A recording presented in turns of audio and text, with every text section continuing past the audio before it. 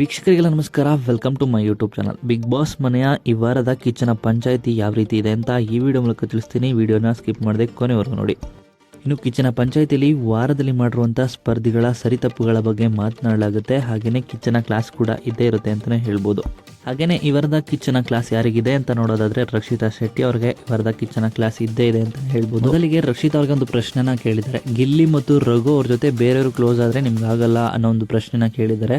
ರಕ್ಷಿತಾ ಅವರು ಇದಕ್ಕೆ ಉತ್ತರವನ್ನು ಕೊಡದೆ ಮೌನವಾಗಿ ಕೂತ್ಕೊಳ್ತಾರೆ. ಯಾಕಂದರೆ ನಿಮಗೆಲ್ಲ ಗೊತ್ತೇ ಇದೆ, ರಕ್ಷಿತ್ ಅವರು ಗಿಲ್ಲಿ ಅವ್ರ ಜೊತೆ ಮಾತನಾಡೋದಕ್ಕೋಸ್ಕರ ಅಲ್ಲಿದ್ದಂಥ ಬೀನ್ ಬ್ಯಾಗ್ಗಳನ್ನ ಎತ್ತು ಸೈಡ್ಗಿಟ್ಟಿದ್ರು. ಅದೇ ರೀಸನ್ನ ತಗೊಂಡು ರಾಶಿಕಾ ಅವರು ಕೂಡ ಕಳಪೆಯನ್ನು ಕೊಟ್ಟಿದ್ರು. ಈಗ ಅದೇ ವಿಷಯದಿಂದ ರಕ್ಷಿತ್ ಅವ್ರಿಗೆ ಕ್ಲಾಸ್ ತಗೊಂಡಿದ್ದಾರೆ ಕಿಚ್ಚ ಸುದೀಪ್ ಅಂತಲೇ ಹೇಳ್ಬೋದು. ಈ ಸಂಬಂಧಗಳನ್ನ ಇಟ್ಕೊಂಡು ಮನೇನ ನರಕ ಮಾಡ್ತಿದ್ದೀರಾ ಅಂದರೆ 2 ಪಾಯಿಂಟ್ಸ್. ಒಂದು, ಈ ಮನೇಲಿ ಯಾವ ಸಂಬಂಧಗಳು ಶಾಶ್ವತ ಅಲ್ಲ, ಹಾಗೆಯೇ ಈ ಮನೆ ಯಾರಪ್ಪಂದು ಅಲ್ಲ ಅಂತ ಕೂಡ ಕಿಚ್ಚ ಸುದೀಪ್ ಅವರು ರಕ್ಷಿತಾಗೆ ಇಲ್ಲಿ ಹೇಳ್ತಾರೆ. ಇದಾದ ಬಳಿಕ ರಕ್ಷಿತ್ ಅವ್ರಿಗೆ 2ನೇ ಪ್ರಶ್ನೆಯನ್ನು ಕೇಳಿದ್ದಾರೆ. ನಿಮ್ಮ 3 ಜನದಲ್ಲಿ ಯಾರು ಗೆಲ್ಲಬೇಕು ಅಂತ ಹೇಳಿದಾಗ ಫಸ್ಟ್ ನಾನು ಅಂತ ರಕ್ಷಿತಾ ಇಲ್ಲಿ ಉತ್ತರವನ್ನು ಕೊಡ್ತಾರೆ. ಇದಕ್ಕೆ ಕಿಚ್ಚ ಸುದೀಪ್ ಅವರು ಕ್ಲಾಪ್ಸ್ನ ತಟ್ಟಿದ್ದಾರೆ.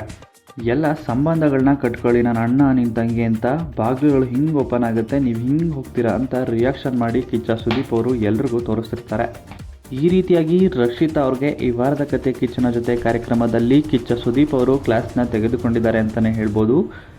ಇನ್ನು ರಕ್ಷಿತಾ ಅವ್ರಿಗೆ ಏನು ಉತ್ತರ ಕೊಡಬೇಕು ಅಂತ ಗೊತ್ತಾಗದೆ ತಡವರಿಸ್ತಾ ಇದ್ದಾರೆ ಅಂತಲೇ ಹೇಳ್ಬೋದು. ಇನ್ನು ಈ ವಿಡಿಯೋ ನಿಮ್ಗೆ ಇಷ್ಟವಾಯಿತು ಅಂದರೆ ವಿಡಿಯೋಗೆ ಲೈಕ್ ಮಾಡಿ. ಬಿಗ್ ಬಾಸ್ ಕನ್ನಡ ಸೀಸನ್ 12ರ ಮತ್ತಷ್ಟು ಹೆಚ್ಚಿನ ವಿಡಿಯೋಗಳಿಗಾಗಿ ನಮ್ಮ ಚಾನಲ್ಗೆ ಸಬ್ಸ್ಕ್ರೈಬ್ ಮಾಡಿ.